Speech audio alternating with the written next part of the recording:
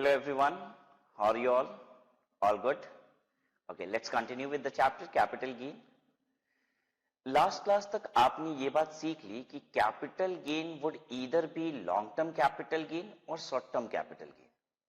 Again, if it is long term capital gain, it could be either STT paid or long term capital gain STT not paid. Similarly, for short term capital gain, short term capital gain could either be STT paid and it can even be STT not paid. फिर हमने ये बात भी कर ली थी कि कहाँ chapter 6A का डिडक्शन किस इनकम से मिलता है, किससे नहीं मिलता है. जो 2.5 लाख रुपए तक की एग्जेम्पशन होती है कि पहले 2.5 लाख रुपए पे कोई टैक्स नहीं देना. तो अगर मेरे पास कैपिटल गेन की भी इनकम है, बाकी दूसरी इनकम भी है, से for example salary, house property, PGBP, तो 2.5 लाख रुपए की एग्जेम्पशन कहां से अवेल की जाएगी? रीजन बीइंग, देखिए ये बात जानना इसलिए इंपॉर्टेंट है क्योंकि बाकी इनकम पे तो टैक्स स्लैब रेट से लगता है और कैपिटल गेन का तो एक स्पेसिफिक रेट है. तो एग्जेम्पशन में कौन सी इनकम आपकी कंज्यूम हो गई है ये जानना बहुत ही आवश्यक है. राइट, एक काम करते हैं, चलिए इस बात को लिख के समझते हैं.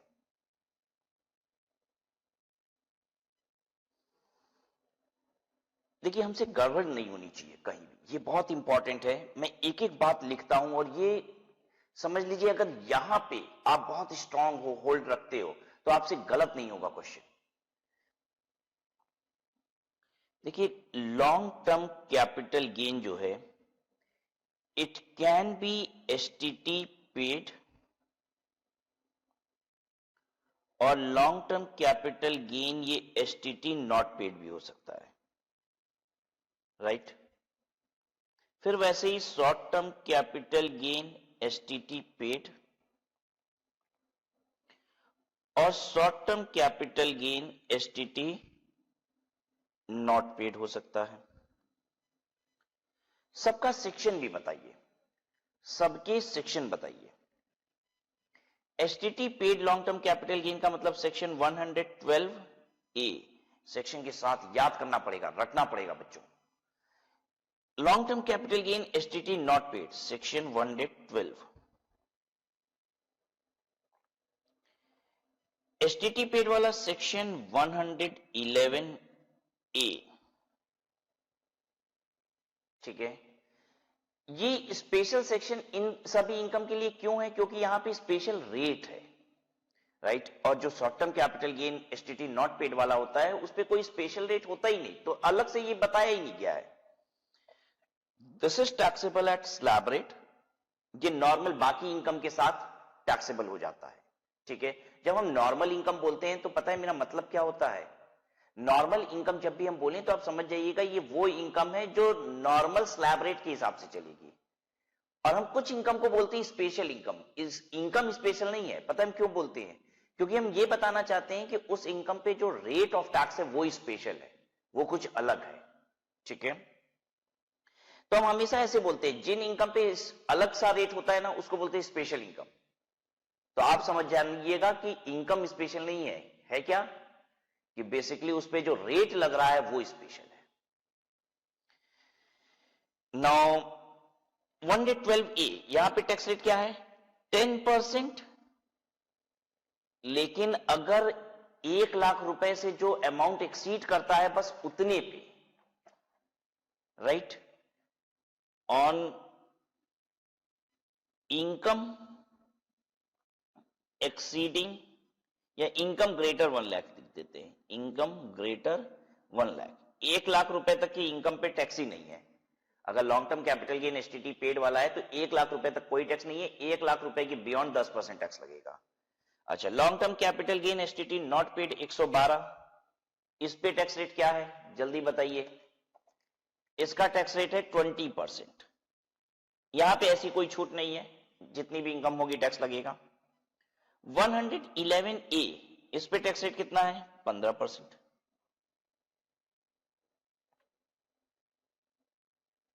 क्लियर है इतनी बात? तो टैक्स रेट हमें याद हो गया, सेक्शन याद हो गया. हुआ कि नहीं पहले तो ये बता दो. हो गया. अब उसके बाद एक एक करके सारी बात पढ़ना शुरू करते हैं. थोड़ा सा बैक से पीछे से आते हैं. सेक्शन 112 में 20% टैक्स लगता है, ये मैंने आपको बता दिया। यहां पे देखिए सेक्शन 112 ये रहा, 20% इस पे टैक्स लगता है, right. Incentive under section 80C to 80U are not available. 80C से लेके 80U यानी कि चैप्टर 6A का डिडक्शन ये नहीं मिलेगा। कहां से नहीं मिलेगा? Deduction under section 80C to 80U are not available in respect of long term capital gain. ये लॉन्ग टर्म कैपिटल गेन से नहीं मिलेगा, दोनों ही लॉन्ग टर्म कैपिटल गेन से नहीं मिलेगा, 112 वाले से भी, 112A वाले से भी, और short term capital gain 111A वाले से नहीं मिलेगा। मतलब बेसिकली जितने भी स्पेशल रेट वाले टैक्स इनकम है ना, उस पे नहीं मिलेगा। किनसे? 80C टू 80U नहीं मिलेगा, तो इससे कह रहा है 80C टू 80U नहीं मिलेगा, इन तीनों से। इससे 80C to 80U not available. क्या इससे मिलेगा? इस वाले से?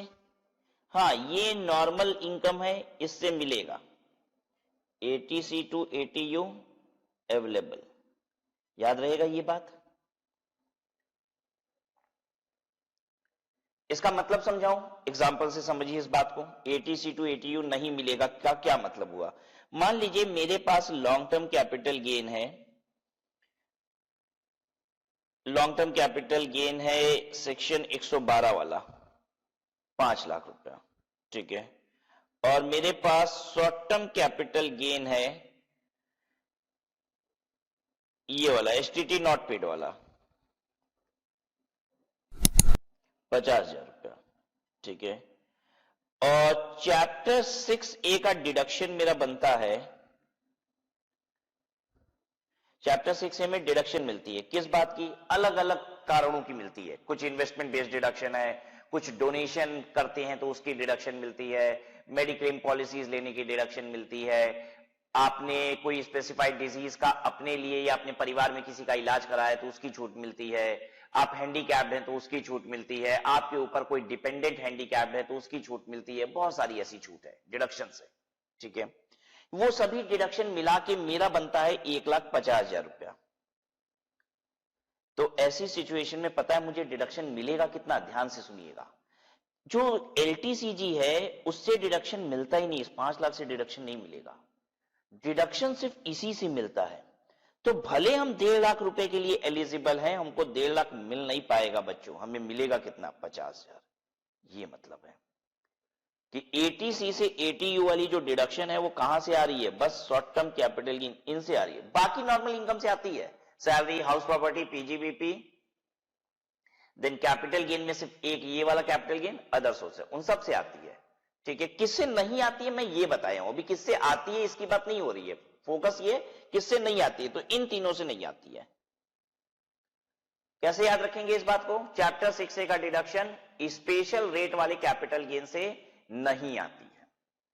अब अगली बात जो बहुत ध्यान से ये भी सुनिए, अगर एग्जाम में ये बात ना पता हो कि कैपिटल गेन कौन सा है, एसटीटी पेड है कि नॉट पेड है, एग्जाम में एलटीसीजी और एसटीसीजी तो लिख के बताएगा। मान लीजिए ऐसे लिख देता है क्वेश्चन,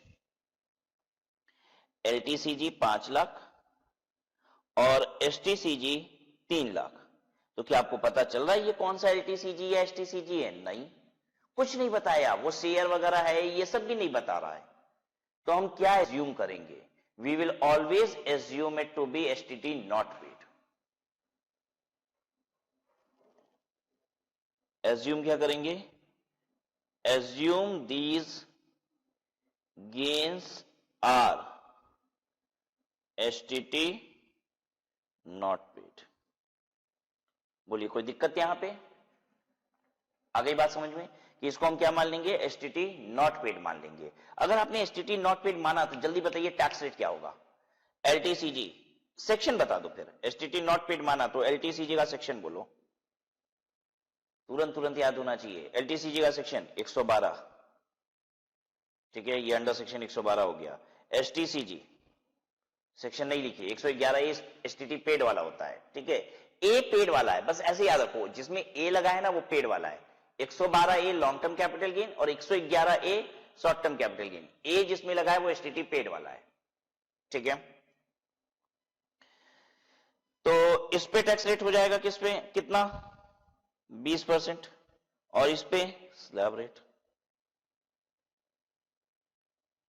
अब एक बात बताइए, यहां पे अगर चैप्टर 6A का डिडक्शन मान लीजिए 2 लाख रुपए बनता है, तो क्या 2 लाख रुपए मिल जाएगा? हाँ मिल जाएगा, क्योंकि एसटीसीजी मेरे पास 3 लाख रुपए तक का है। अच्छा, अगर चैप्टर 6A का डिडक्शन 3.5 लाख रुपए का बनता है, चैप्टर 6A का डिडक्शन 3.5 लाख रुपए का बनता है, तो क्या मुझे फिर भी 3.5 लाख मिल पाएगा? नहीं मिल पाएगा। क्यों? क्योंकि मेरी इनकम जिससे चैप्टर 6A का डिडक्शन लिया जा सकता है वो खुद ही 3 लाख की है। The income from which I can avail chapter 6A deduction is only 3 lakh rupees. So I shall not be eligible for 3.5 lakh. दो मैंने 3.5 लाख रुपए की एलिजिबिलिटी मेरी थी, because based on investments and all, जो मैंने किया उसकी वजह से 3.5 लाख मिलना चाहिए था, लेकिन नहीं मिल पाएगा। क्यों? क्योंकि जो इनकम से आपको डिडक्शन मिलता है वो ही 3.5 लाख रुपए की नहीं है। वो कितने की है? मैक्सिमम 3 लाख है, तो 3 लाख ले लीजिए डिडक्शन। क्लियर हो रही है बात? आइए अगली बात समझते हैं, एग्जेम्पशन लिमिट। अब देखिए 2.5 लाख रुपए की एग्जेम्पशन होती है। पहले 2.5 लाख रुपए पे टैक्स नहीं लगता, फिर अगले 2.5 लाख पे 5, फिर 20, फिर 30। तो ये जो 2.5 लाख रुपए की एग्जेम्पशन मिलती है जिसपे टैक्स नहीं लगता है, वो 2.5 लाख की एग्जेम्पशन कहां से ली जाती है? मेरे पास बाकी इनकम भी पड़ी है और कैपिटल गेन की भी इनकम है, तो कैसे ली जाए? तो कहता है exemption limit will be first avail for other income. Other income का मतलब होता है income taxable at slab rate, जिसपे स्लैब रेट लगता है वो income. And then for capital gain, और उसके बाद कैपिटल गेन से, लॉन्ग टर्म कैपिटल गेन और short term capital gain 111A का। अमंग कैपिटल गेन, अब कैपिटल गेन के अंदर क्या करना है? कैपिटल गेन के अंदर देखिए एग्जेम्पशन लिमिट लेनी है पहले कहां से? स्लैब रेट से। ये तो फिक्स हो गया। देखिए क्या कहता है, कहता है कि कैपिटल आपको एग्जेम्पशन लिमिट कहां से लेनी है? कह रहा है पहले तो लीजिए नॉर्मल इनकम से, ठीक है, 2.5 लाख रुपए। अच्छा, अब मान लीजिए नॉर्मल इनकम मेरी 1.5 लाख रुपए ही है, तो 1.5 लाख रुपए की एग्जेम्पशन लिमिट खत्म हो गई। अभी 1 लाख रुपए और ले सकते हो, 2.5 लाख पे तक टैक्स नहीं देना है ना। तो मेरी बाकी इनकम तो 1.5 लाख थी, तो 1.5 लाख पे टैक्स नहीं देना, चलो हट गया। अब 1 लाख रुपए की और ऐसी इनकम है जिसपे मुझे टैक्स नहीं देना है, तो कहां से घटाएं वो 1 लाख? मेरे पास 3 चीजें हैं, LTCG under section 112, LTCG under section 112A और एसटीसीजी अंडर सेक्शन 111A। ध्यान दीजिएगा, आप एसटीसीजी अलग से और नहीं बोलिएगा, एसटीसीजी एसटीटी नॉट पेड वाला। क्यों? क्योंकि वो नॉर्मल इनकम के अंदर ही चला गया, वो नॉर्मल इनकम के अंदर समा गया, वो स्लैब रेट वाला है ना, ठीक है।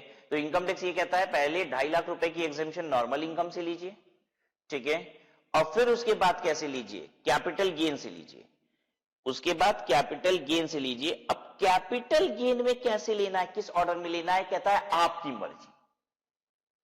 तो एक बात बताइए, हमको एग्जेम्पशन लेना है, मतलब छूट मिल रही है, टैक्स नहीं देना है, तो कौन सा एग्जेम्पशन में खपाया जाए? इस पे लगता है 20% का टैक्स, इस पे लगता है 10% का टैक्स, इस पे लगता है 15% का टैक्स। जल्दी बताओ पहले क्या खपाया जाए, किसको खपाया जाए? वो कौन सी इनकम को खपाया जाए एग्जेम्पशन लिमिट में, क्योंकि उस पे टैक्स नहीं देना है? दिमाग लगाइए और बताइए। सर जिसपे सबसे ज्यादा टैक्स देना है ना, उसको खपा दीजिए एग्जेम्पशन में, क्योंकि टैक्स देना नहीं पड़ेगा। तो किसको खपाया जाए? एग्जेम्पशन में पहले इसको खपाइए। अब देखिए बाकी इनकम को खपाना तो आपकी मजबूरी है, उसके बाद इसको खपाइए। फिर किसको खपाए? सर उसको खपाइए जिसपे ज्यादा टैक्स देना है, ये वाला खपाइए। फिर बच गया तो अब ये वाला खपाइए। यानी order of availing exemption limit लिखिए, very important, very important. Order of availing exemption limit, किस ऑर्डर में एग्जेम्पशन लिमिट अवेल करेंगे? नंबर 1, सबसे पहले हम income taxable at slab rate, और ये करना मजबूरी है क्योंकि ये कानून कहता है, इनकम टैक्स कहता है। और पॉइंट नंबर 2 में इनकम टैक्स का कानून कहता है कि कैपिटल गेन से, जो स्पेशल रेट वाली कैपिटल गेन है, वहां से अवेल कर लीजिए। ये नहीं बताता कहां से पहले कहां से बाद में, लेकिन हम तो करेंगे वैसे जैसे टैक्स कम आए, राइट। तो हम क्या करेंगे अब हम इसके बाद अवेल करेंगे एलटीसीजी अंडर सेक्शन 112, फिर हम अवेल करेंगे एसटीसीजी अंडर सेक्शन 111 ए, फिर हम अवेल करेंगे एलटीसीजी अंडर सेक्शन 112 ए। आया समझ में कि नहीं? बात समझ में आ रही है कैसे अवेल करना है एग्जेम्पशन लिमिट? कहिए तो मैं एक एग्जांपल से इस बात को करता हूं आपके लिए।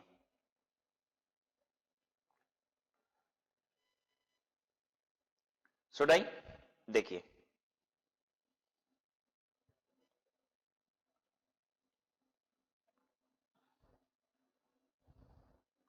मान लीजिए मेरी सैलरी की इनकम है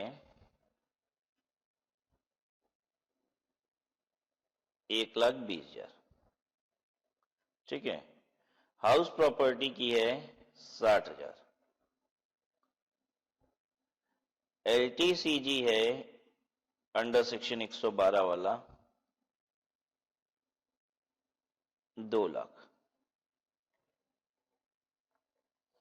और एसटीसीजी है अंडर सेक्शन 111 ए वाला 50,000। ये मेरी टोटल इनकम है, जोड़ लीजिए।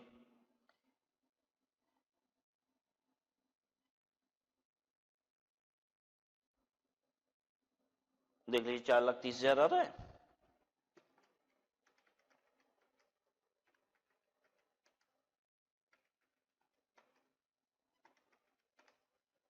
यस, 4,30,000 रुपए, ठीक है ना।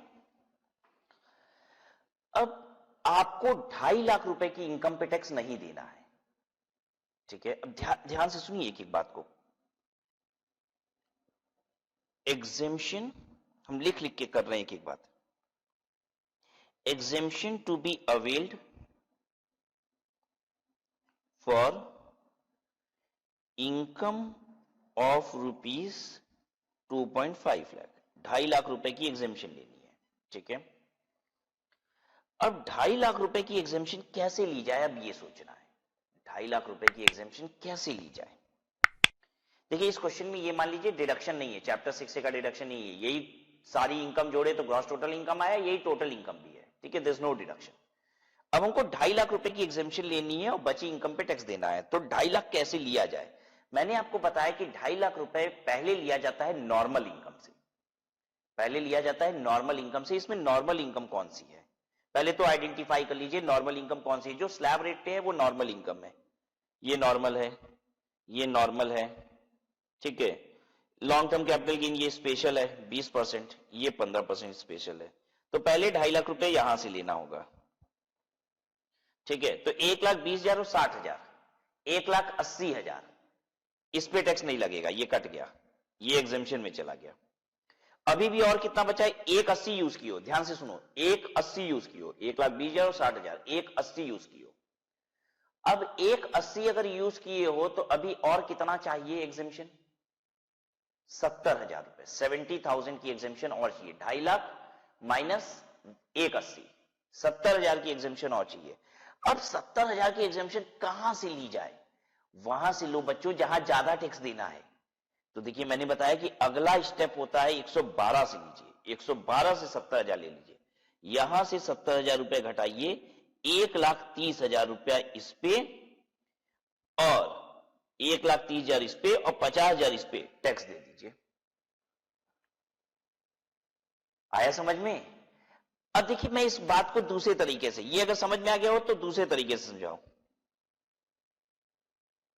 1,30,000 इस पे और 50,000 इस पे, 80,000 रुपए पे, 1,80,000 पे टैक्स देना है, लेकिन उसमें से 1,30,000 क्या है, एलटीसीजी है। तो अब इसका टैक्स कैसे कैलकुलेट होगा पता है, देखो इसका टैक्स कैसे कैलकुलेट होगा।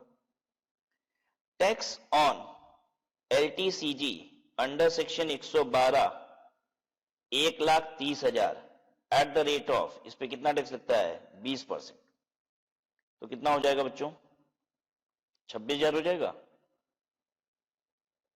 हो जाएगा ना। फिर tax on STCG under section 111A 50,000 eight the rate of, rate कितना इसका 15%, 50,000 का 15% 7,500 रुपया, 26 4 30 3 33,500 रुपया। अब इसके बाद इसमें से मिलता है रिबेट, ध्यान दीजिएगा 5 लाख रुपए तक की इनकम है अगर, ठीक है, तो 12,500 रुपए तक का मैक्सिमम रिबेट मिल जाता है, तो 12,500 रुपए रिबेट मिल जाएगा यहां से।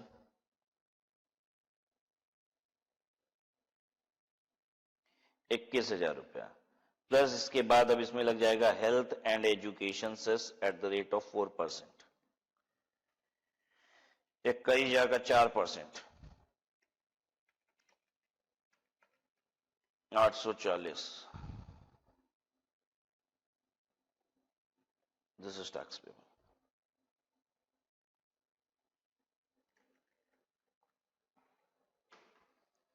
देखिए आपको समझ में आया कि नहीं सब। हमने 2.5 लाख रुपए की एग्जेम्पशन कैसे अवेल की, यही तो मैं सिखा रहा हूं आपको, ठीक है। मुझे पहले तो उन इनकम से लेना है जो स्लैब रेट पे टैक्सेबल होती है, जिन्हें हम नॉर्मल इनकम कहते हैं। ये मेरी मजबूरी है क्योंकि कानून ही ऐसा है, ठीक है। तो पहले मैंने ये 1,80,000 उसमें खपा लिया 2.5 लाख में, 70,000 रुपए और खपाना था। अब 70,000 कैपिटल गेन से खपाना है, कैसे खपाना है ये मैंने आपको समझा ही दिया। पहले 112 से खपाओ, और क्यों खपाओ ये भी बताया मैंने। कैपिटल गेन में पहले एग्जेम्पशन वहां से खपाओ जहां ज्यादा टैक्स देते हो, ठीक है। यार सोच के देखो, अगर तुमने कैपिटल गेन यहां से खपाया होता, 70,000 रुपए इस 50,000 में से खपाए होते, तो 15% वाला खप जाता और 20% वाले पे आपको टैक्स देना पड़ता।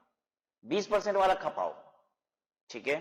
तो मैंने 70,000 रुपए यहां से क्या किया, लेस किया, 1,30,000 रुपया इस पे टैक्स दिया 20% और 50,000 पे दिया 15%। ये कैलकुलेशन आपको समझ में आ गया। मैं अब इसको और भी आसान बनाने जा रहा हूं, और भी आसान। हम कहते हैं ऐसे मत सोचो, पता है बच्चों ऐसे सोचने में ना दिक्कत होती है। मैं सच बता रहा हूं, मैं आपको अब एक ट्रिक बताने जा रहा हूं, मेरे ट्रिक से करिएगा, इतनी जल्दी ये कैलकुलेशन कर लेंगे ना और गलत भी नहीं होगा। बहुत सुंदर बात सिखाने जा रहा हूं, देखो क्या करता हूं। ये होता है order of availing exemption limit, ठीक है। तो इसी का उल्टा होता है order of paying tax. Tax पहले किस पे देते हैं, उल्टा शुरू हो यहां से। ये होता है ऑर्डर ऑफ पेइंग टैक्स, ये उल्टा शुरू होता है। सबसे पहले ये आएगा नंबर 1 पे 1, ये आएगा नंबर 2 पे, ये आएगा नंबर 3 पे, उल्टा चलेगा। छूट कहां से लोगे उसका उल्टा है कि टैक्स कहां से दोगे, और फिर ये आएगा चौथे पे।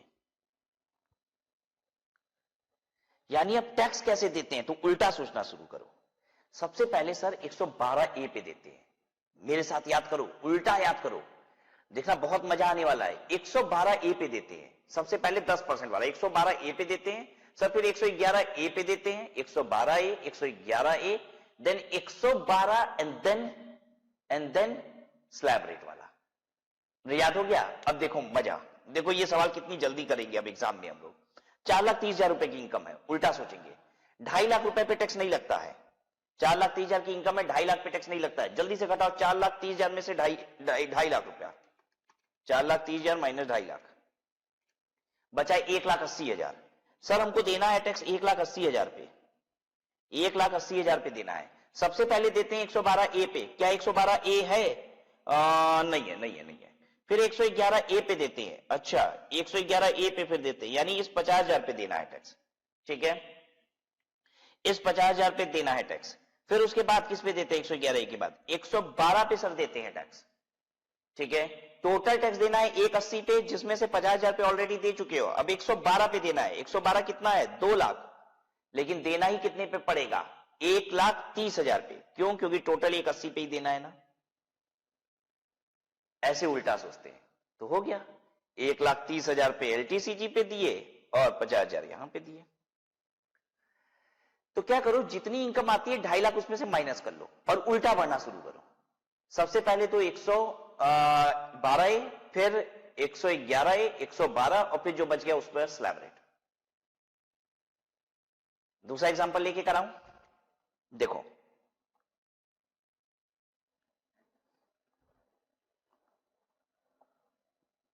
Salary 1 lakh, house property 50,000, LTCG under section 112, LTCG under section 112A, STCG और STCG अंडर सेक्शन 111A। ठीक है, 70,000,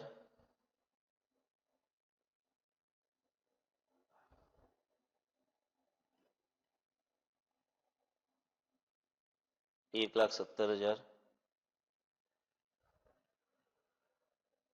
60,000,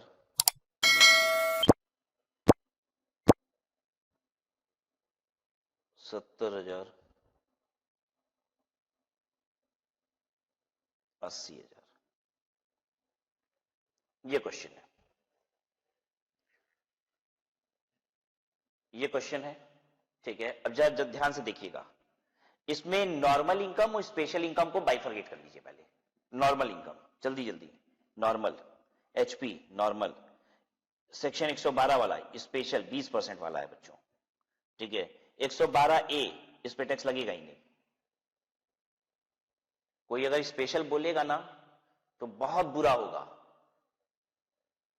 1 लाख रुपए तक टैक्स नहीं लगता है 112A में, ये 1 लाख से नीचे है इसलिए बोला। ठीक है, अगर मान लो ये 1,60,000 होता तो 60,000 पे लगता। 60,000 की स्पेशल इनकम कहलाती है। 1 लाख के जितना बियॉन्ड होता है ना बच्चों, उसी पे टैक्स लगता है। ठीक है, अच्छा ये तो अब इनकम ही नहीं है क्योंकि 1 लाख से नीचे थी। STCG ये नॉर्मल हो गया, फिर STCG 111 ये स्पेशल हो गया, 15% वाला हो गया। ठीक है, तो अब हम सॉल्व करते हैं। सॉल्व रेट पेन से करते हैं, इसको हटा दें एक बार के लिए क्योंकि ये इनकम है ही नहीं है। टोटल मान लीजिए 1,50,000, 1,70,000, 70,000, 80,000।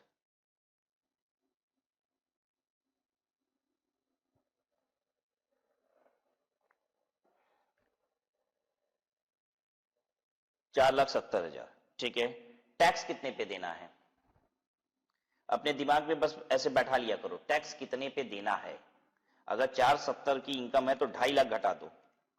हमको टैक्स देना है, टैक्स ऑन 2,20,000। ये अलग से कहीं रफ में लिख लो कि 2,20,000 पे टैक्स देना है।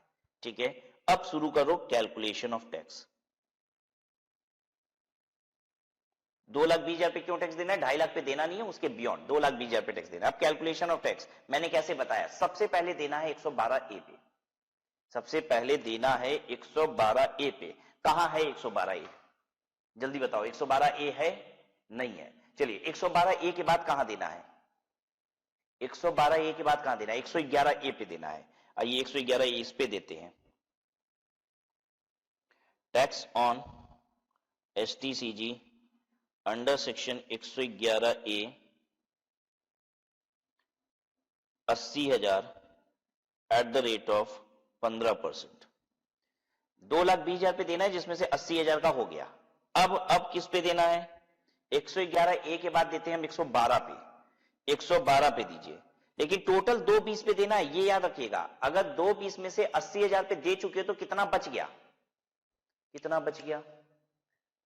1,40,000 पे और देना है। यही मतलब हुआ, 2,20,000 में से 80,000 का टैक्स दे दिए। 2,20,000 में से 80,000 का टैक्स दे दिए तो कितना और देना है? कितनी इनकम पे और देना है? 1,40,000 की इनकम पे और देना है। ये तो समझ में आ रहा है ना? इस 220 में से आपने 80,000 की इनकम का टैक्स दे दिया, तो अब कितना बच गया? 1,40,000 रुपए की इनकम पे मुझे टैक्स और देना है, तो वो मैं देने जा रहा हूं लॉन्ग टर्म कैपिटल गेन पे। Tax on LTCG under section 112 1,40,000 eight the rate of 20%। देख लीजिए, ये और ये मिला के 2,20,000 की इनकम पे टैक्स दे दिया, यही देना भी था। ठीक है, तो अब ये नहीं सोचना पड़ा कि 2.5 लाख की एग्जेम्पशन कहां से घटेगी, ये सोचना ही नहीं पड़ा। ठीक है, सोचना चाहोगी मेरे साथ, मैं आपको वैसे भी करा सकता हूं, एक दूसरे कलर का पेन यूज करता हूं और आपको एग्जेम्पशन दिखाता हूं। देखो 2.5 लाख की एग्जेम्पशन लेनी है, पहले तो नॉर्मल इनकम से ली जाएगी, तो देखो ये खप गया, देखो ये 1 लाख रुपए ले लेंगे, सैलरी वाला 1 लाख ले लेंगे, ये ले लेंगे, 50,000 HP वाला ले लेंगे, 1.5 लाख हो गया। ठीक है, और कोई नॉर्मल 70,000 ये भी ले लेंगे, 1 50 70 कितना हो गया, 2 20, 30,000 अभी और लेना है, 30,000 अभी और लेना है। तो सबसे पहले मैंने कहां से बताया था लेने को, कैपिटल गेन में 30,000 अभी और लेना है, 112 में से लीजिएगा ये बोला था। तो 30,000 112 वाले में से इसमें से 30,000 और ले लो, इसमें से 30,000 रुपया और ले लो, तो यानी अल्टीमेटली ये बचेगा 140 का। तो 140 का इस पे टैक्स लगा, और क्या बच गया, एक ये बच गया 80,000 इस पे लग गया।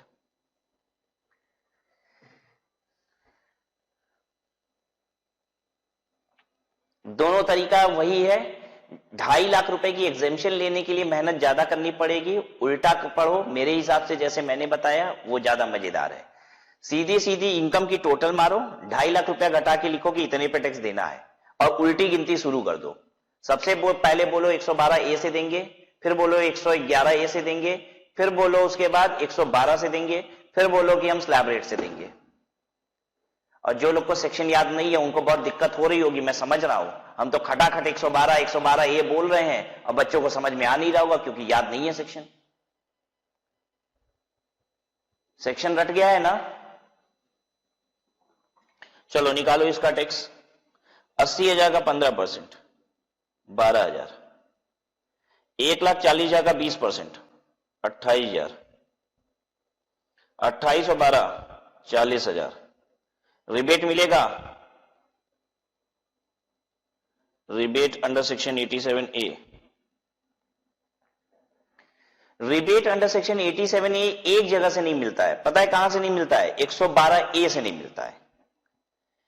यहां से ये जो मैं इतनी सारी बात बता रहा था आपको, यहां पे 80C to 80U कहां से मिलता है कहां से नहीं मैंने बताया था, यहां से तो रिबेट भी नहीं मिलता। ये 112 ये कहां है, ये वाला, इससे यहां से रिबेट नहीं मिलता, rebate under section 87A not available.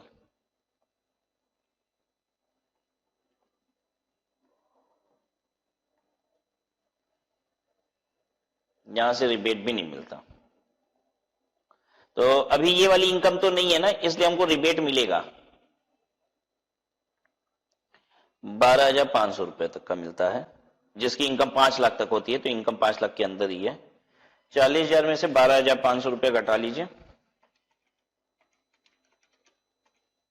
27,500 plus कीजिए इसमें health and education cess at the rate of 4%,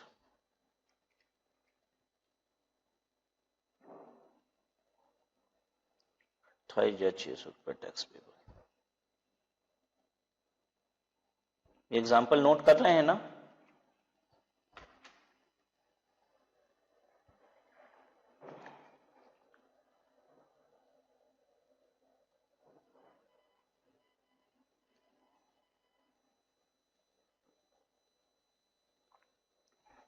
अभी जो हम लोग क्वेश्चन सॉल्व कर रहे हैं इसमें हम लोग सीधे सीधे जो सब हेड की इनकम को जोड़ लगा के ही हम टैक्स क्यों निकाल दे रहे हैं, we are assuming there is no deduction, कोई चैप्टर 6 का डिडक्शन नहीं है, तो whatever is coming gross total income is my total income and therefore I am levying tax directly on it. Please come to the book. तो पहले कह रहा था कि बाकी इनकम से अवेल करिएगा और फिर कैपिटल गेन से अवेल कीजिएगा, ठीक है। और अमंग कैपिटल गेन, अब कैपिटल गेन के अंदर भी कैसे करो, एलटीसीजी अंडर सेक्शन ये 112 है, सबसे पहले एलटीसीजी अंडर सेक्शन 112 से कर लो, ठीक है।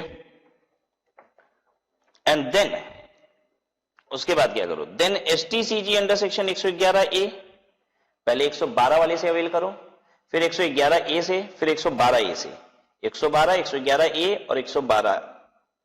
देखिए क्या मैंने भी यही लिखा है अवेल करने का ऑर्डर, देखिए यही लिखा है, पहले 112 से कर लो, 111A से कर लो, फिर 112A से कर लो,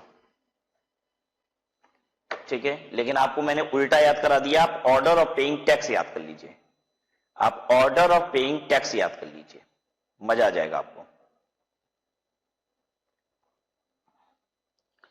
आइए इलस्ट्रेशन 14 देखते हैं क्या है। हर्ष 28 years is a resident individual for the assessment year 2021. He has the following incomes. चलिए अच्छी बात है।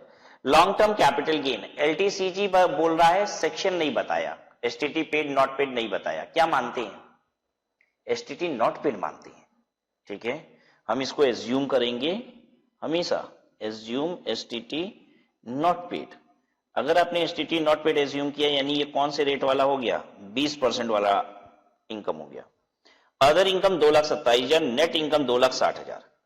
अब जल्दी से बताइए 2,60,000 की इनकम है तो टैक्स कितने पे देना है? 10,000।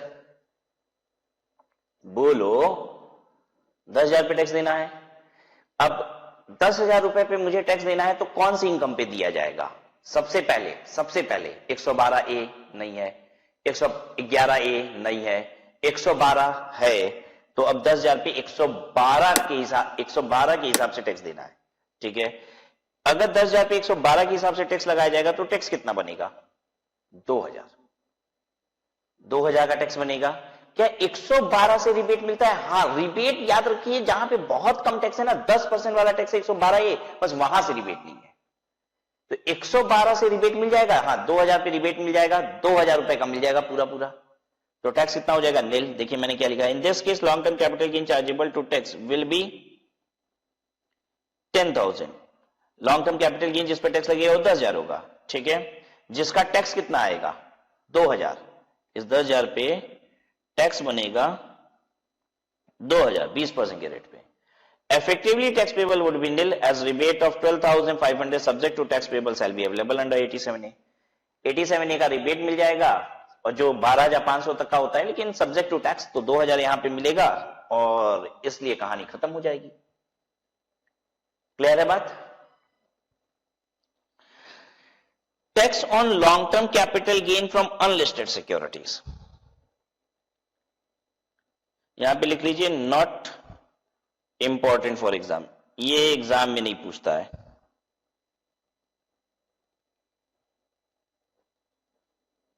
ये नॉन रेजिडेंट का केस भी है। In case of non resident long term capital gain arising from unlisted securities shall be chargeable to tax at the rate of 10% without giving benefit of first and second proviso to section 48। First and second proviso to section 48 याद है? पहले पूरा सब कुछ purchase sale क्या करते थे हम लोग? फॉरेन करेंसी में डाल देते थे। कैपिटल गेन फॉरेन करेंसी में आ जाता था तो उसको इंडियन करेंसी में कन्वर्ट करते थे, ठीक है। तो कह रहे हैं नॉन रेजिडेंट के केस में अगर long term capital gain unlisted securities का होगा तो उस पर 10% टैक्स लेंगे, ठीक है, without giving the benefit of first and second proviso. First and second proviso to section 48 भी हम लोग नहीं लगाएंगे उसके केस में, ठीक है। मतलब नॉर्मल तरीके से कैलकुलेट करेंगे और 10% टैक्स लेंगे इन केस ऑफ अनलिस्टेड सिक्योरिटीज, ठीक है। कोई दिक्कत यहां तक?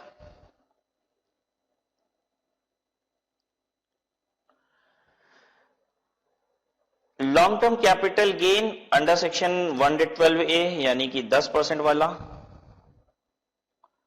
और short term capital gain 111A यानी कि 15% वाला chargeable to STT security transaction tax, ठीक है।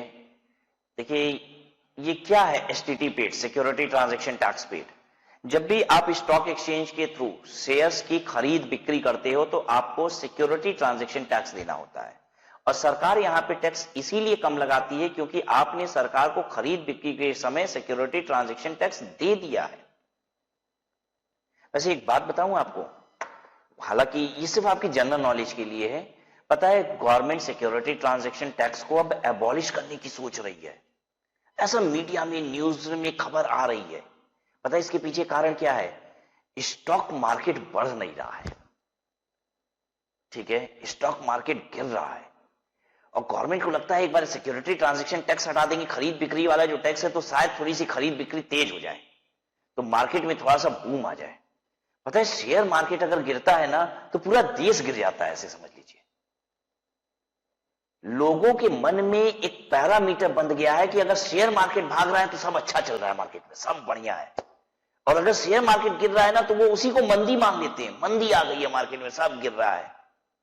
जबकि मैं आपको बता दूं share market demand and supply के पैरामीटर पे चलता है।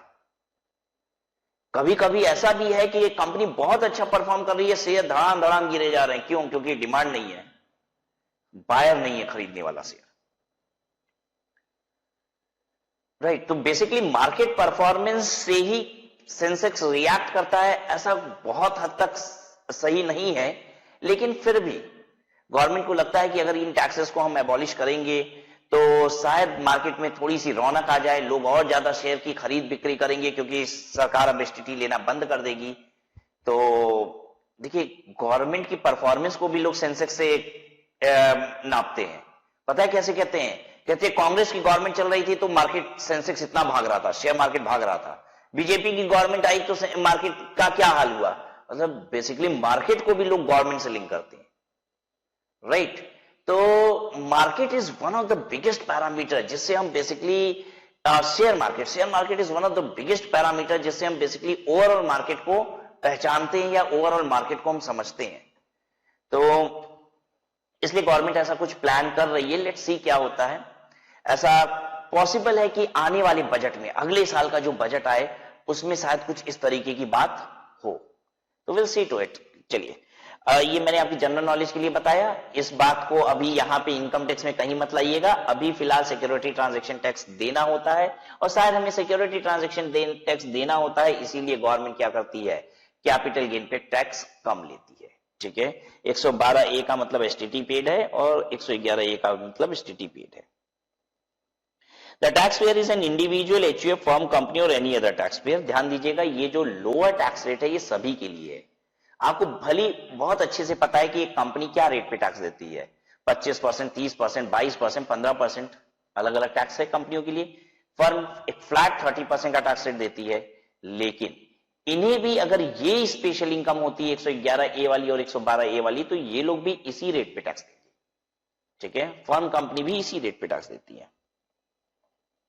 During the previous year, he has generated short-term capital gain on transfer of equity shares or unit of equity-oriented mutual fund. ठीक है, अभी हम पहले 111A की बात कर रहे हैं, ठीक है। ये खत्म हो जाएगा ना तो इसी में 112A शुरू हो जाएगा, तो इसलिए अभी शॉर्ट टर्म कैपिटल गेन की बात कर रहा है। शॉर्ट टर्म कैपिटल गेन किस पे हुआ है? इक्विटी शेयर पे हुआ है या फिर इक्विटी ओरिएंटेड म्यूचुअल फंड पे हुआ है? इक्विटी शेयर पे हुआ है या इक्विटी ओरिएंटेड म्यूचुअल फंड पे हुआ है। बेसिकली यही दो आइटम है जिसपे एसटीटी लगता है। किस पे लगता है सिक्योरिटी ट्रांजैक्शन टैक्स बच्चों? सिक्योरिटी ट्रांजैक्शन टैक्स लगता है इक्विटी शेयर पे और इक्विटी ओरिएंटेड म्यूचुअल फंड पे। Next, such transaction is chargeable to security transaction tax at the time of transfer और transaction is undertaken in foreign currency through a recognized stock exchange located in IFSC, International Financial Services Center, even if STT is not paid. देखिए ये जो और के बाद मैंने एक बात लिखी है ना, ये आपकी जनरल नॉलेज के लिए है बस। एक तो पहले ये लाइन समझ लो, such transaction chargeable to STT at the time of transfer. क्यों ये कह रहा है? कह रहा है कि एसटीटी ट्रांसफर के समय पे लगी हो, जबकि मैं आपको बताऊं आज शेयर आप खरीदेंगे या बेचेंगे दोनों ही समय एसटीटी आपको पे करना है, ठीक है। लेकिन वो क्यों ऐसा बोल रहा है कि बेचते समय एसटीटी लगी हो? वो इसलिए बोल रहा है क्योंकि 1/10/2004 को एसटीटी का जन्म हुआ था, ये पैदा हुआ था। कब पैदा हुआ था? इसका हैप्पी बर्थडे वाला डेट कौन सा है? 1/10/2004 को एसटीटी पैदा हुआ। इस तारीख के पहले एसटीटी लगता ही नहीं था।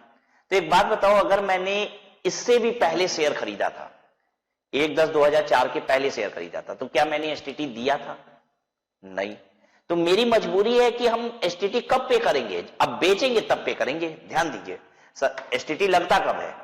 शेयर खरीदोगे तो भी लगेगा, बेचोगे तो भी लगेगा।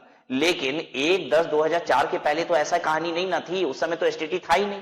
तो अगर हम उस समय खरीदे थे तो मेरी पोजीशन क्या है कि हमने खरीदते समय एसटीटी नहीं दिया था, आज बेचेंगे तो देंगे।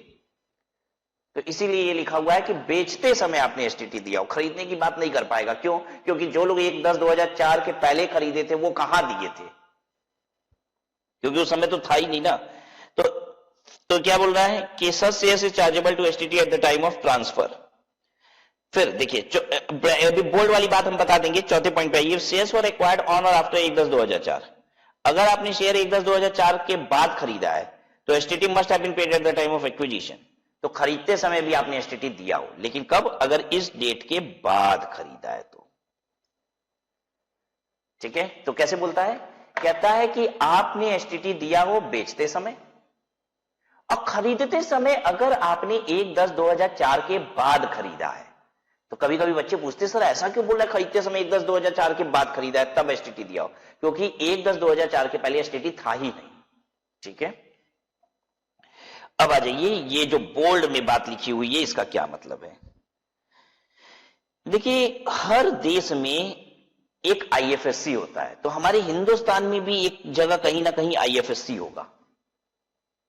ठीक है, ये मेरे कंट्री है, कहीं ना कहीं एक जगह आईएफएससी बनाया जाता है। अब ये क्या होता है आप पूछोगे? आईएफएससी बेसिकली ये गवर्नमेंट फॉर्म करती है। आईएफएससी क्या है? International financial services centre, government बनाती है ये बिल्डिंग आईएफएससी, और इसमें दुनिया भर के सारे बैंक यहां पे होंगे, एक एक ऑफिस होगी। मतलब पूरी दुनिया में जितने बैंक है ना, सबकी एक एक ऑफिस यहां पे होगी। वैसे ही सिर्फ हमारा देश नहीं बनाता, हर देश में होता है। अमेरिका में भी एक जगह आईएफएससी होगा, वहां पे सारे देशों के बैंक होंगे, एक एक ब्रांच। अगर ये नहीं होंगे तो इंटरनेशनल ट्रेड नहीं हो पाएगा। या सोचिए, कोई विदेशी बैंक से मुझे पैसे देना चाहता है यहां इंडिया में, तो अब वो बैंक अगर इंडिया में है ही नहीं तो ट्रांजैक्शन होगा कैसे? तो एक जगह तो है, अगर कहीं नहीं होगी ना तो एक जगह तो इंडिया में भी है। कहां पे? आईएफएससी। वो आईएफएससी क्या करेगी? उस ट्रांजैक्शन को मैनेज करेगी। Did you understand this? तो ज्यादा नहीं समझना है क्योंकि ये आपके मकसद की चीज है नहीं, सच पूछो तो। ठीक है, तो हिंदुस्तान में एक जगह आईएफएससी है। आईएफएससी में क्या होता है? यहां पे एक एक्सचेंज भी होता है, जहां पे ये सारी बैंकें क्या करती हैं? शेयर वगैरह खरीद बेच सकती हैं। और इस आईएफएससी में एसटीटी नहीं लगता है, यहां पे एसटीटी नहीं लगता है। तो जितनी विदेशी बैंकें हैं ये सब यहां पे शेयर वेयर खरीदती रहती है हमारी हिंदुस्तानी कंपनियों की। ठीक है, और वो लोग एसटीटी पे नहीं करती हैं। गवर्नमेंट कह रही है वो लोग तो एसटीटी पे नहीं किए, लेकिन फिर भी उनके ऊपर भी ये सेक्शन लागू है। वो बिना एसटीटी पे किए ही 10% और 15% टैक्स देंगे कैपिटल गेन पे। ठीक है, तो वहां पे नहीं लगाती है गवर्नमेंट। बेसिकली इससे क्या होता है कि हमारी कंपनी के शेयर्स इंटरनेशनली हर जगह परचेज हो रहे हैं, क्योंकि वो सारी बैंकें यहां पे है। तो बेसिकली हम अपनी कंपनी के शेयर्स को प्रमोट भी कर पा रहे हैं। एक ऐसा प्लेटफॉर्म वो खड़ा हो गया आईएफएससी अपने आप में, जहां से हमारी हर कंपनी के शेयर्स को दुनिया भर में लोग जानेंगे। ठीक है, एसटीसीजी के ऊपर टैक्स क्या लगेगा? STCG is taxable at the rate of 15% plus surcharge plus cess. No deduction is available under section 80C to 80U। तो 80C to 80U का तो कहानी मैंने बता दिया कि जो भी स्पेशल रेट वाली इनकम है, ठीक है, उससे मिल ही नहीं रहा है। ठीक है, तो इससे भी नहीं मिलेगा। हाँ, हालांकि जो रिबेट है वो बस सबसे कम टैक्स वाला है, 112A, वहां से नहीं मिलता है। अब एलटीसीजी की बात कर रहा है, कह रहा है कि LTCG exceeding 1 lakh is taxable at the rate of 10% plus surcharge plus cess, and the indexation benefit in respect of cost of acquisition, cost of improvement shall not be allowed। Indexation benefit नहीं मिलेगा, ये बात ध्यान रखिएगा। Long term capital gain में आपने पढ़ा indexation benefit मिलता है, 112A में नहीं मिलता। 112 में मिलता है, 112 में मिलता है। 112A में टैक्स बहुत कम है ना, यहां नहीं मिलता। ठीक है, deduction under section 80C to 80U नहीं मिलता, रिबेट भी नहीं मिलता। यहां तो बड़ी कहानी, यहां तो बहुत कहानी है। इंडेक्सेशन भी नहीं देते हैं, रिबेट भी नहीं देते हैं। Here the cost of acquisition in respect of long-term capital asset acquired by the SSC before 1st day of February 2018 shall be deemed to be higher of A and B।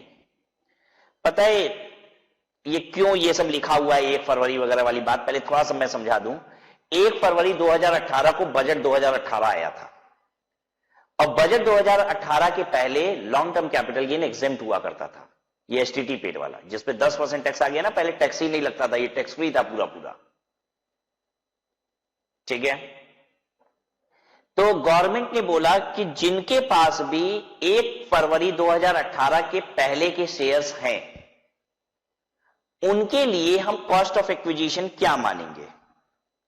The cost of acquisition in respect of long term capital asset, मतलब long term capital asset का मतलब क्या है? Share और equity oriented mutual fund, क्योंकि यही तो वो आइटम है जो 112A में फॉल करते हैं।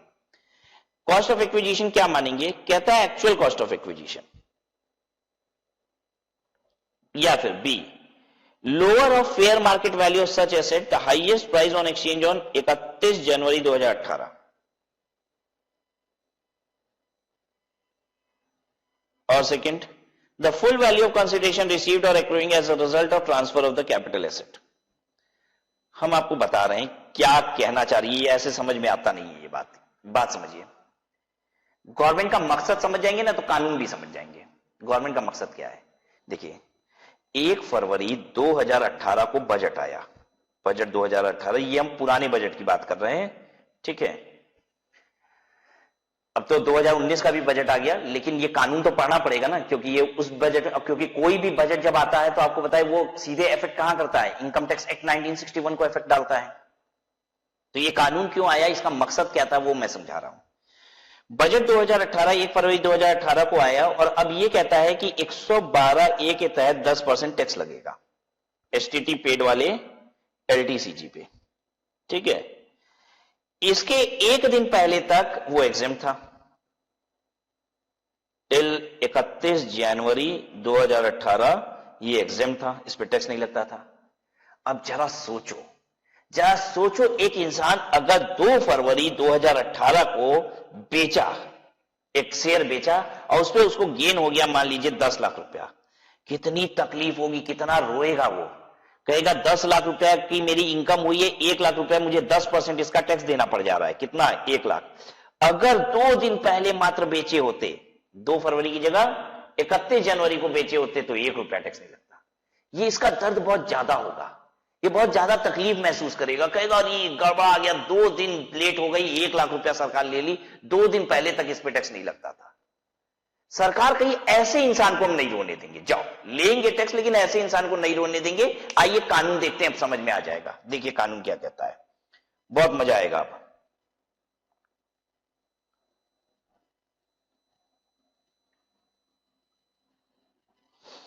क्या कहता है? कहता है कि अगर किसी ने 1 फरवरी 2018, अब ये जो बेच रहा है बंदा 2 फरवरी को, यानी ये 1 फरवरी 2018 के पहले की एसेट थी ना, जिसके पास भी 1 फरवरी 2018 के पहले का एसेट है, हम उसकी कॉस्ट क्या मानेंगे? कहता है ए द एक्चुअल कॉस्ट। कह रहा है इसकी कॉस्ट हम क्या मानेंगे?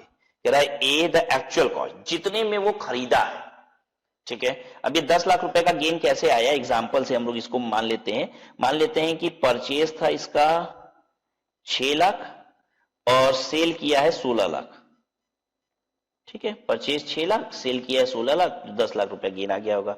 तो ए कहता है कॉस्ट ऑफ एक्विजिशन हम इसकी क्या मानेंगे? कहता है जो एक्चुअल है। अच्छा, तो 6 लाख मान लेंगे। बी कहता है लोअर ऑफ, जो 1 और 2 में से लोअर है वो, ठीक है। और ए और बी का हायर, मतलब ए और बी में से जो ज्यादा है वो लेंगे, लेकिन बी में फिर 2 चीजें हैं, जो लोअर होगा वो बी बनेगा, और ए बी में से जो ज्यादा है वो बनेगा फिर कॉस्ट ऑफ एक्विजिशन। तो बी का 1 क्या है? The market value of such asset the highest price on the exchange on 31 January 2018। कह रहा है 31 जनवरी 2018 को जो इसकी प्राइस थी, अब 2 फरवरी को वो 16 लाख का बेचा है। तो एक बात बताइए, 31 जनवरी को इसका रेट कितना होगा? अरे ऐसा थोड़ी ना है कि एक दिन में 5-6 लाख रुपया बढ़ गया होगा शेयर। अरे हम मानते हैं कि 31 जनवरी को 1-2 दिन पहले 16 लाख रुपए के आसपास ही तो होगा। समझ में? 31 जनवरी को तो 16 लाख रुपए के आसपास ही ना होगा, ठीक है। हम कहते हैं चलो 15,90,000 रुपया मान लो, चलो 15.9 लाख, ठीक है। बी क्या कह रहा है? सेकेंड पॉइंट कह रहा है the full value of consideration received और accruing as a result of transfer of the capital asset. कह रहा है बेच के जितना पैसा है, full value of consideration received as a result of transfer. Sale कितना है? सेल 16 लाख रुपए का है। कह रहा है ए बी में से जो लोअर है यानी 15.9 लाख, और अब कह रहा है ए और बी में से जो हायर है ए और बी में से जो हायर है यानी 15.9 लाख, ये कॉस्ट मानी जाएगी। अगर 15.9 लाख कॉस्ट मान ली गई और 16 लाख में बिका तो 10,000 रुपए का गेन, और 10,000 का 10% टैक्स कितना लगा? 1,000, ना कि 1 लाख। और जरा सोचो अगर मान लो यहां पे 15.9 लाख की जगह 31 जनवरी को रेट होता कितना? 31 जनवरी को रेट होता मान लो 16,20,000, ठीक है, तो अब बन जाता है 1 और 2 में से लोअर 16 लाख, ये बन जाता 16 लाख। फिर ए और बी में से हायर बन जाता 16 लाख। पता है कॉस्ट ही कितनी हो जाती? 16 लाख रुपया कॉस्ट हो जाती। 16 लाख रुपए जितने में बेचे वही कॉस्ट हो जाती। तो कैपिटल गेन कितना आता? नील। बेसिकली गवर्नमेंट ना, वो जो रोने लग जाते हैं लोग, उनको कह रही है कि हम रोने नहीं देंगे, क्योंकि बहुत सारे लोग रोने लग जाते हैं, लो भैया 31 जनवरी तक टैक्स था नहीं, अब मेरा इतना टैक्स बन जा रहा है। पहले तो सरकार ने कहा था लॉन्ग टर्म रखोगे। देखिए सरकार को गाली पड़ती। क्यों गाली पड़ती? क्योंकि गवर्नमेंट ने बोला कि लॉन्ग टर्म कैपिटल गेन पे टैक्स नहीं लगेगा, तो बहुत सारे लोगों ने शेयर को लंबे लंबे समय तक होल्ड किया। उनको फायदा बीच में हो रहा था तो भी वो बेचे नहीं। क्यों? क्योंकि सोचे कि अगर हम होल्ड करेंगे, गवर्नमेंट कह रही है होल्ड कर लो, हम टैक्स नहीं लेंगे बाद में, तो लोगों ने होल्ड किया। और होल्ड करने के बाद अब सरकार नियम बदल देगा कि नहीं अब तो 10% लेंगे, तो गाली पड़ेगी कि नहीं गवर्नमेंट को? तो गवर्नमेंट ने कहा कि आज के बाद जो खरीदेंगे उनसे तो लेंगे 10%, लेकिन जो पहले से खरीद के बैठे हैं, क्योंकि उनको तो मैंने लॉन्ग टर्म एग्जेम्प्ट बोला था, उनको तो बोला था टैक्स नहीं लगेगा, तो उनको रोने नहीं दूंगा। तो गवर्नमेंट ने नियम बनाया। गवर्नमेंट ने कहा कि हम कॉस्ट क्या मानेंगे? कहती है ए जो कॉस्ट है तुम्हारी, बी में कहती है लोअर ऑफ, बी में कहती है लोअर ऑफ जो 31 जनवरी को, मतलब एक दिन पहले बजट के जो मार्केट में प्राइस चल रही है वो, बी जितने में तुमने बेचा दोनों में से जो कम है वो बी रख लो, और ए और बी में से जो ज्यादा है वो रख लो।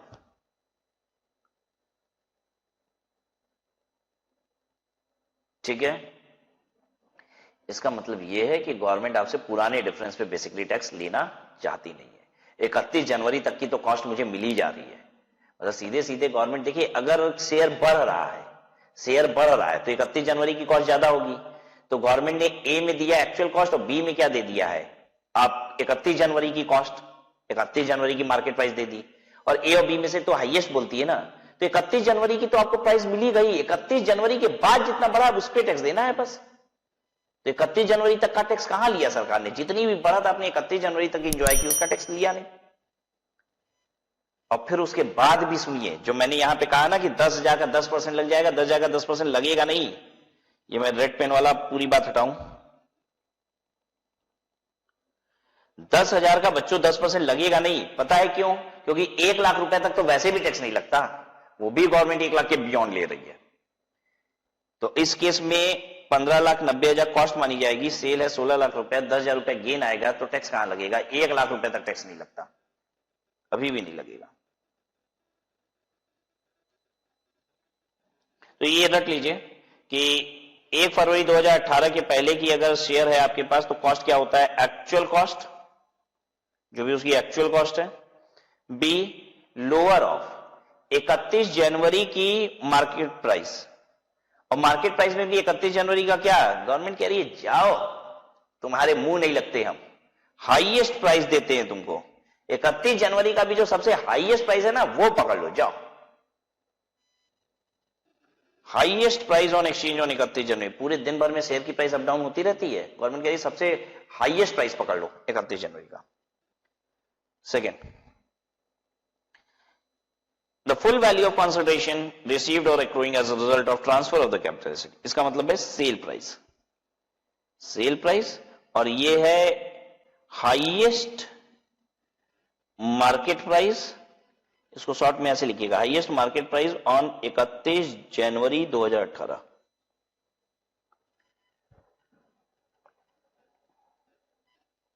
ठीक है, सेकेंड पॉइंट में, बी पॉइंट में 1 और 2 का लोअर लेना है और फिर ए और बी में से हार लेना है। क्लियर है सबको? सो बच्चों, this was all about the provisions. आपने कैपिटल गेन के सारे प्रोविजंस देखे, लेकिन कुछ प्रैक्टिस करना बहुत आवश्यक है। तो आइए कुछ क्वेश्चंस करते हैं हम चेक करते हैं कि हम लोग ये सब परफेक्टली अप्लाई कर पाएंगे कि नहीं। ठीक है, इंडेक्सेशन बेनिफिट नहीं मिलेगा, ये ऊपर पढ़ लिया था हमने।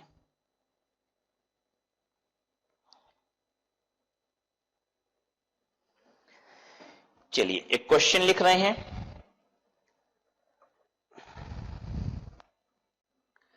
Compute GTI, TI and tax.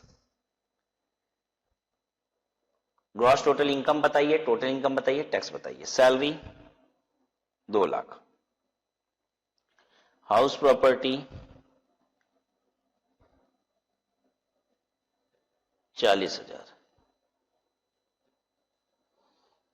LTCG STT paid, LTCG STT not paid 50,000, 60,000। ठीक है, STCG STT paid 1,50,000, STCG STT not paid. बच्चों मैं बदलना चाहता हूं ये फिगर, सैलरी को 1 लाख ही लेना चाहता हूं। 60,000। Chapter 6A deduction 2,25,000। चलिए करिए, 1 मिनट का समय है आपके लिए।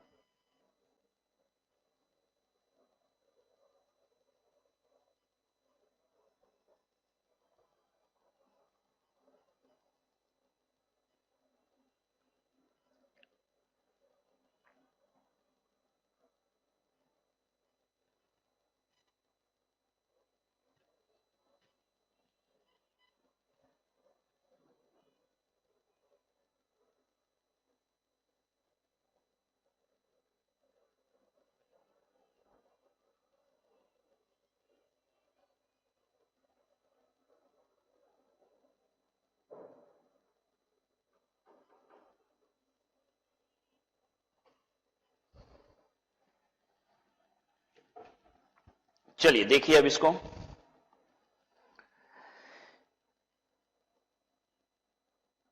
₹2,25,000 की डिडक्शन भी लेनी है। ठीक है, तो पहले हम देख लेते हैं डिडक्शन कहां कहां से मिलता है। याद है, सिर्फ नॉर्मल इनकम से मिलता है बच्चों। तो पहले जरा सा जल्दी जल्दी क्लासिफाई कराओ, तो एन नॉर्मल और वो लिखवाओ हमको। पहले तो जो टैक्सेबल नहीं है वो हट भी जाएगा। ठीक है, तो सैलरी क्या है? Normal, HP normal.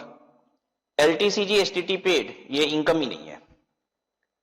आपको याद था कि भूल चुके थे, ये 112A 1,00,000 के ऊपर टैक्सेबल होता है, ये इस पे टैक्स नहीं लगेगा। और अगर ये गलती हुई है तो आज तो कसम खा लो कि अब दोबारा गलती नहीं करोगे, ये आखिरी गलती थी। STT not paid, STT not paid, जल्दी बोलो। स्पेशल इनकम है, रेट क्या होता है इसका, टैक्स क्या रेट से लगता है, 20%। एसटीटी पेड वाला 1.5 लाख रुपया स्पेशल इनकम है, क्या रेट से टैक्स लगता है, 15%।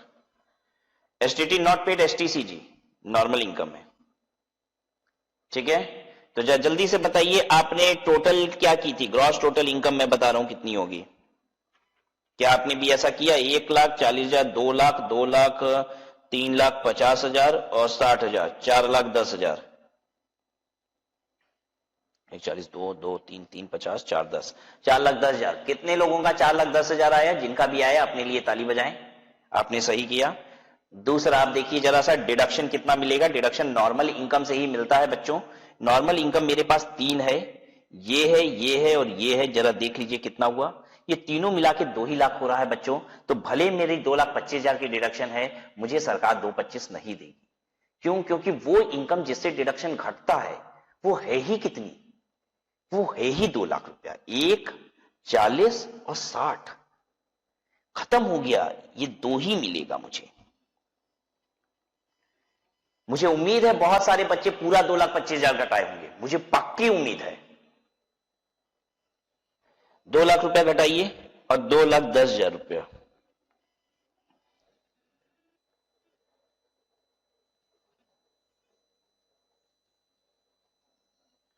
जितने लोगों ने 2 लाख रुपए ही घटाया, ठीक है, इस नंबर पे मैसेज कीजिएगा, व्हाट्सएप कीजिएगा 8737012345, 8737012345। इस नंबर पे आप व्हाट्सएप करेंगे और बताएंगे सर कैपिटल गेन के लेक्चर नंबर 14 में मैंने ना 2 लाख ही डिडक्शन घटाया था, ठीक है।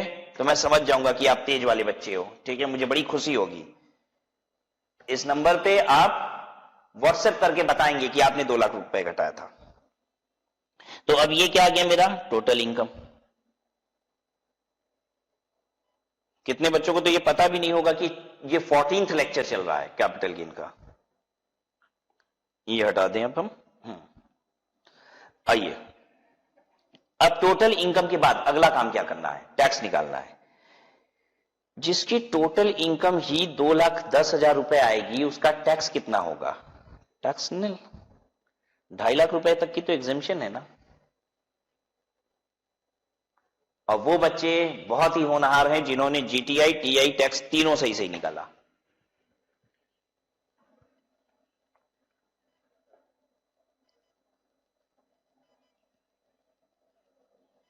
ठीक है, अब एक क्वेश्चन और देता हूं मैं, कॉपी कर लीजिए जिन्होंने नहीं किया है।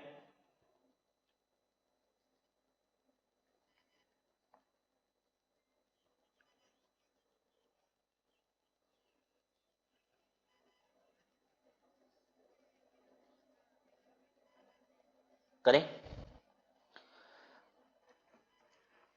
Example, salary, house property, PGBP, फिर LTCG STT paid, LTCG STT not paid, STCG STT paid, STCG STT not paid,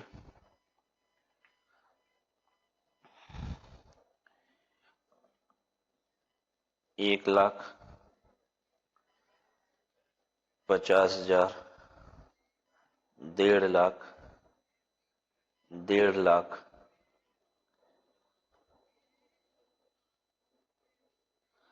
80,000,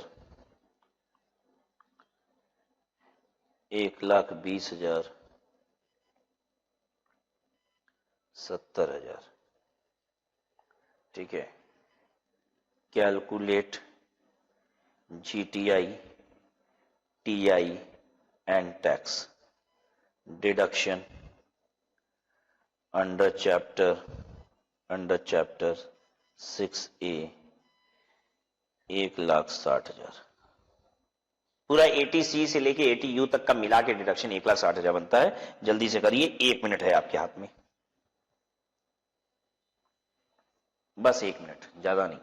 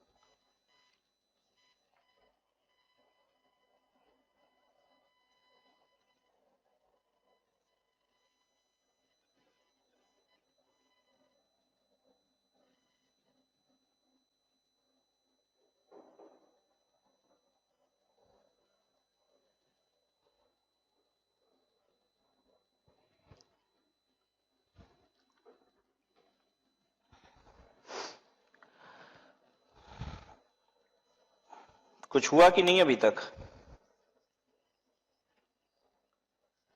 चलिए, थोड़ा समय लग सकता है इसमें, क्योंकि टैक्स वैक्स भी निकालना है। मैं थोड़ा और समय देता हूं आपको, प्लीज।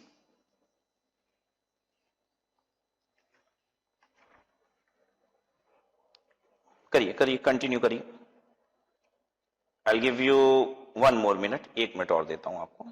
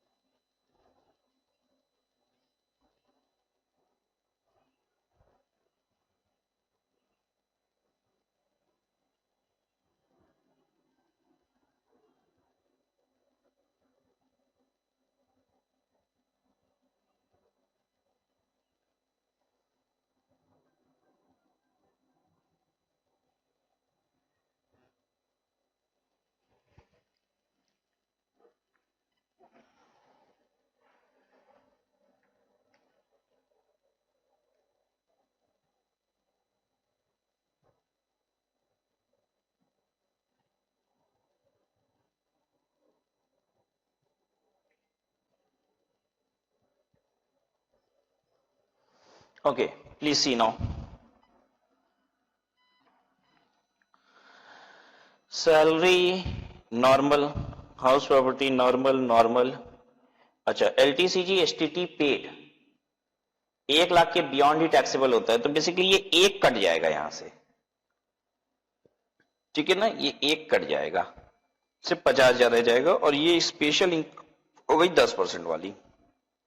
अच्छा, LTCG STT not paid, not paid बताइए, special 20%, STCG STT paid again special 15%, not paid normal, ठीक है? तो जरा सा जोड़ लगा लीजिए। LTCG में 1.5 लाख की जगह बस 50,000 जोड़ेंगे, तो ध्यान रखिएगा, 1.5 लाख, 1.5 लाख, 3 लाख, 350, 350 और 80, 430, 430 और 1 20, 430, 450, 550 और 550, 620, ये मेरा आया ग्रॉस टोटल इनकम। आप भी ऐसे क्वेश्चन में काट पीट के तो नहीं ना कर देते हैं, क्वेश्चन अलग लिखना होता है, आंसर अलग, ठीक है ना? हम काट के लिख सकते हैं क्वेश्चन में आंसर, आप ऐसा नहीं कीजिएगा, नहीं तो फिर कैसे बाद में आपको पता चलेगा कि क्वेश्चन क्या था, आंसर क्या है।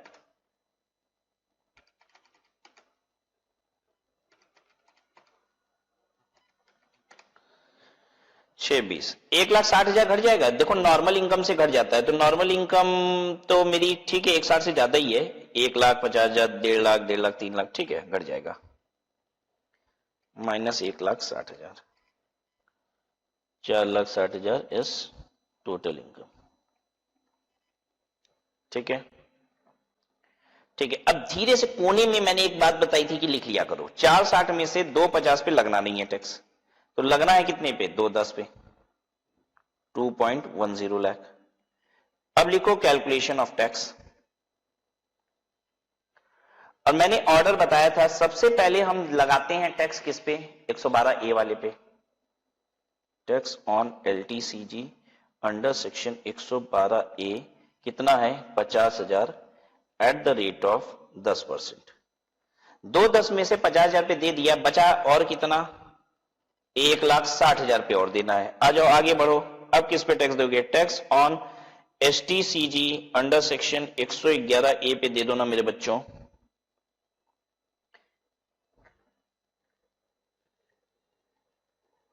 दे दो बच्चों, 111A कितना है, 1,20,000 eight the rate of 15%।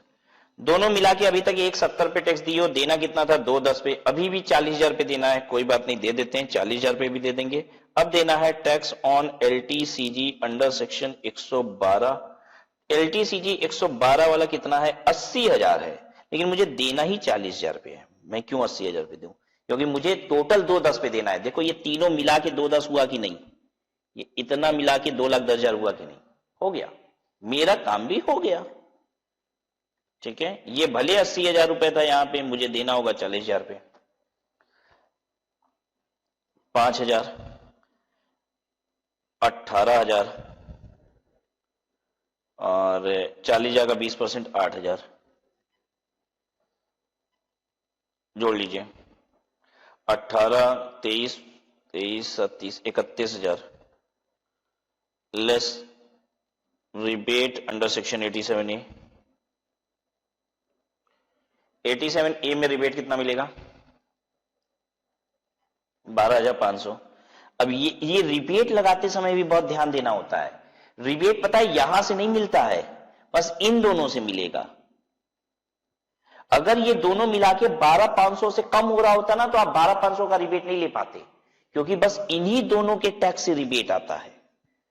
Sir कैसे याद रहेगा एग्जाम में इतना कुछ, क्या करोगे बच्चों, क्या करोगे, मेरा काम तो पढ़ाना, ये मुसीबत तो आपने खुद से ली है, आप ही ने ना डिसाइड किया कि मुझे ये कोर्स करना है। देखो अब इन दोनों से ही 12,500 का रिबेट मिल सकता है, तो ये दोनों मिला के 18 और 8 26,000 था, तो इसलिए मिल जा रहा है 12,500। अगर ये दोनों मिला के 12,500 से कम होता तो ये 12,500 यहां पे ना घट पाता। अब घटाओ जरा, 31,000 रुपए में से 12,500, 18,500,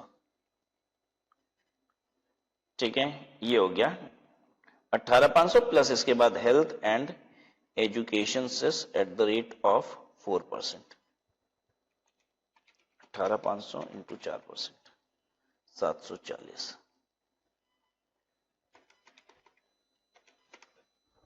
$19,240, दिस इज टैक्स।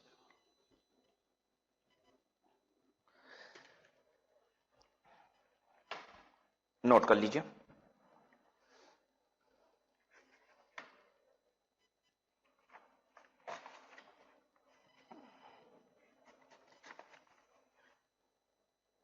पता है मैं फोकस इस पे क्यों कर रहा हूं इतना, कैपिटल गेन मेरे स्टूडेंट गलत नहीं निकालते, मुझे पूरा कॉन्फिडेंस है, उनको पूरा लॉ इतनी बढ़िया से समझ में आ गया है, दे नो कहां इंडेक्सेशन करना है, क्या करना है। कैपिटल गेन में तकलीफ थोड़ी ना है, ये जो टैक्स वैक्स की कैलकुलेशन हो जाती है ना, वहां गड़बड़ हो जाता है, कहीं रिबेट लेना है कहीं नहीं लेना है, कहीं एटीसी लेना है कहीं नहीं लेना है, ये गड़बड़ होती है। तो इसी पे इसलिए ज्यादा फोकस कर रहे हैं, एग्जेम्पशन लिमिट को कैसे अवेल करें, ये सारी चीजें, राइट। चलिए आइए बुक पे वापस से,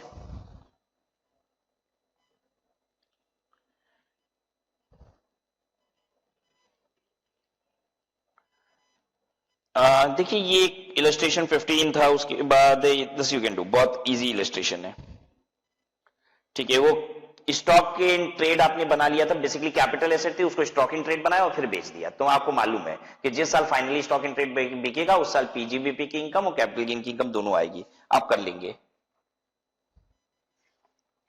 मैं देखूं कोई ट्रिकी इलस्ट्रेशन है क्या। अच्छा, एक इलस्ट्रेशन नंबर 18 में आइए जरा।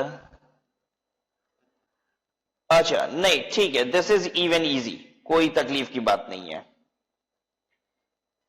यहां पे cost to the previous owner ले लिया गया है, ठीक है, this also you can do.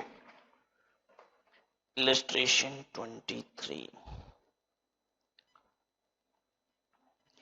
बच्चों, इलस्ट्रेशन 23 पे आओ तो इसके आगे लिखो do it after studying chapter iOS. Income from other sources करने के बाद इसको छूइएगा, नहीं तो गड़बड़ हो जाएगी, आप पूरा कॉन्सेप्ट गड़बड़ कर दोगे, कहोगे ये क्या हो रहा है। प्लीज देखिएगा भी नहीं, मना है एकदम, ठीक है। Income from other sources chapter complete करके वापस आना है और फिर ये क्वेश्चन करना है। इसमें एक कॉन्सेप्ट ऐसा है जो आईओएस में सीखने को मिलेगा और फिर आप कैपिटल गेन को लगा पाओगे, ठीक है। तो एक बात ऐसी है जो आईओएस में ही सीखने को मिलती है, ठीक है। Basically income from other sources में आपको गिफ्ट सिखाया जाता है, ठीक है। और ये बेसिकली एक ऐसी गिफ्ट वाली बात यहां पे कही गई है जो गिफ्ट आईओएस में टैक्सेबल होती है, तो उसके बाद ही आप करेंगे। और इसमें जो नोट लिखा हुआ है ये काट दीजिए, इस नोट की कोई आवश्यकता ही नहीं है, बेसिकली ये इसका रेलेवेंट नोट नहीं है, ये कट कर दीजिए।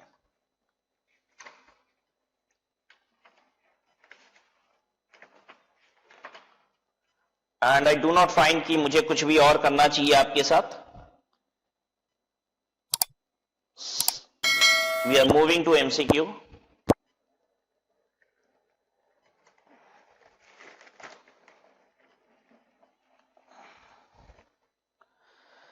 विच of the following would be regarded as transfer. इसमें से ट्रांसफर क्या कहा जाएगा, पढ़िए और खुद से आंसर कीजिए। ट्रांसफर क्या कहा जाएगा? Transfer of capital asset in a scheme of reverse mortgage.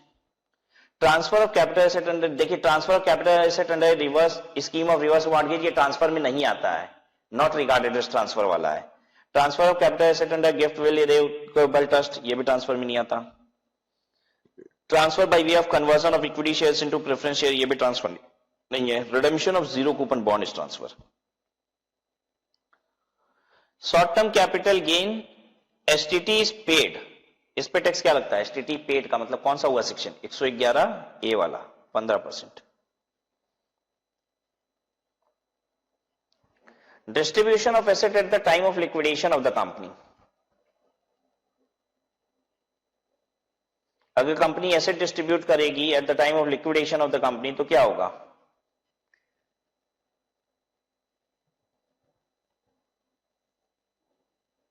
So it is not transfer in the hands of the company.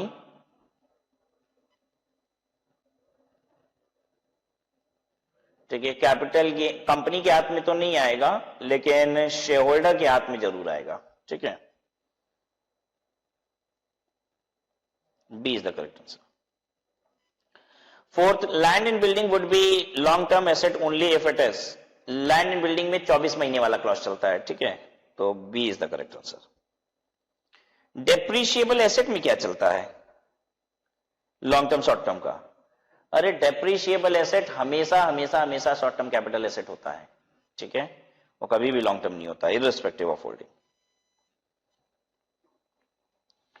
Sixth question है, for an assessee who is salaried employee who invest in shares, what is the benefit available in respect of security transaction tax paid by him. कह रहा है एक salaried employee है, वो share में invest किया है, जो एसटीटी पे किया है by him on sale and acquisition, उसका क्या लाभ मिलेगा उसे? Which has been held by him for 14 month before sale. 14 महीने तक उसने होल्ड किया है, ठीक है। तो अब आपको तो ये पता ही है कि ये तो बस लिस्टेड सिक्योरिटी हो गया ना, ठीक है, एसटीटी पे किया है, तो 12 महीने के बाद लॉन्ग टर्म कैपिटल गेन हो जाता है, तो इस पे टैक्स लग जाएगा 10% के रेट से। लेकिन अगर वो 1 लाख एक्सीड करेगा तब ये होगा। D is the correct answer.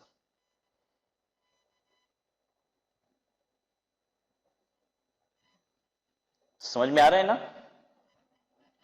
अच्छा, और क्या है? 7th, under section 50C, the guideline value for stamp duty is taken as full value of consideration only if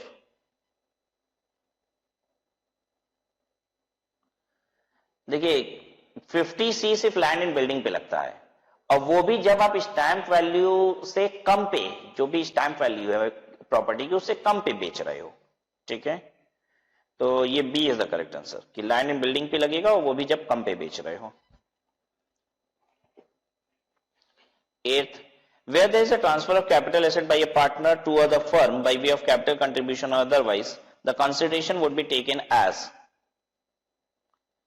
अगर पार्टनर सिर्फ फर्म को कैपिटल एसेट देती है तो कंसिडरेशन क्या मानी जाती है? जितने पे फर्म अपनी बुक्स में रिकॉर्ड करता है। ये आंसर खोज लीजिए। The value at which it is recorded in the books of the firm is sale consideration. C is the correct answer. Under section 54F, capital gains are exempted if 54F में capital gain exempt हो जाती है। ये पता है ये क्या था? ये था कि अगर आप मकान के अलावा कोई चीज बेचोगे और मकान खरीदोगे, इसकी छूट है। 54F में होता है मकान के अलावा कोई चीज बेचो और मकान खरीदो, जैसे गोल्ड वोल्ड बेच के अपना पुराना मकान खरीद रहे हैं तो उसकी छूट होती है यहां पे। सी करेक्ट आंसर है।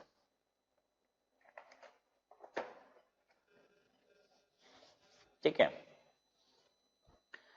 Under section 54EC, capital gain are exempted if invested in the bonds issued by NAHI, RECL and other notified bond.